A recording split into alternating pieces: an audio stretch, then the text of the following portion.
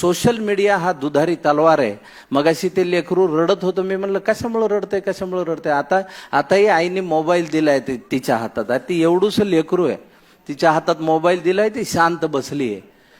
हे दुधारी शस्त्र आहे. या सोशल मीडियामुळे आपले सगळ्यांचे कान हलके झालेले आहेत. म्हणजे आपण कुणाविषयी एखादी गोष्ट वाईट ऐकली की आपण त्याच्यावर पटकन विश्वास ठेवतो. आता आपल्या डोळ्यांचं कामच राहिलेलं नाही, नुसतं बघायचं त्याच्यावर. अरे हे बेकार माणूस आहे की लगेच शिव्या 4 टाईप केल्या हाताने बोटाने की संपला विषय.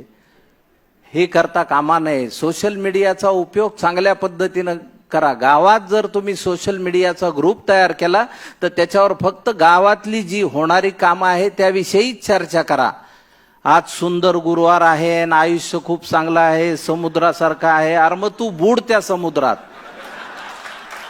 गुड मॉर्निंग, सन वार हे टाकणारे लोक आधी बंद करा.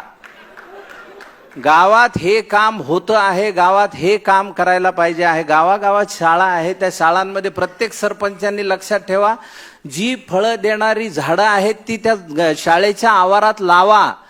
आणि त्यातून त्या फळांमधनं येणारं जे उत्पन्न आहे ते ज्या मुलांना शिकायला फी नाही त्यांच्या फीसाठी भरा, त्या शाळेला द्या देणगी. त्या मुलांच्या नावाने ती झाडं करा. मुलांना 2 बाटल्या घरनं न्यायला लावा शाळेत, एक स्वतः पिण्यासाठी आणि एक त्या झाडाला घालण्यासाठी. त्याने काय होईल गावामध्ये, त्या पुढच्या पिढीचं काय होईल, ते उद्या झाडं लावतील की नाही हे महत्वाचं नाहीये, पण ते झाडं तोडू देणार नाहीत. आणि हीच गोष्ट या देशाला वाचवू शकेल. विकास तर खूप होईल, पण झाडं नसतील तर त्या विकासाचं करायचं काय. ऑक्सिजन सिलेंडर कुठून आणायचे प्रत्येकाच्या नाकाला लावायला. कोविडने आपल्याला दाखवलं आपल्या गरजा किती आहेत. निसर्ग आता बोलू लागलाय, निसर्ग यानंतर भयंकर पद्धतीनं आपल्याशी बोलणार, यावर विश्वास ठेवा. येत्या 20-25 वर्षात तुम्ही कधीही पाहिलं नाही असं दृश्य निसर्ग तुम्हाला दाखवेल. आणि त्यानंतर तुम्हाला आपल्या सगळ्यांनाच आपली लायकी कळेल की आपण किती गरीब आहोत आणि आपण किती छोटे आहोत. आज तुमच्या हातात सगळं आहे. जे तरुण सरपंच आहेत त्यांनी लक्षात ठेवा, गावाचा देश करा, गावाला उभं करा, गावातनं जातीपाती हद्दपार करा, राजकारण हद्दपार करा. राजकारण म्हणजे काय असतं, राजकारण हे चांगलं आहे का वाईट आहे असा आज प्रश्न विचारला तर काय उत्तर येईल त्याचं. मग ते चांगलं का असू नये. चांगलं राजकारण हा विषय आहे का नाहीये.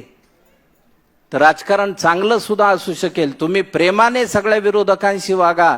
सरपंचांनी लक्षात ठेवा, तुम्ही आज निवडून आलात ठीक आहे, जे तुमचे विरोधक आहेत त्यांना जवळ घ्या, त्यांना पुढं त्यांना म्हणावं तुम्ही पुढे या आणि तुम्ही हे कामं करा आणि गावाची समृद्धी सगळे मिळून वाढवा.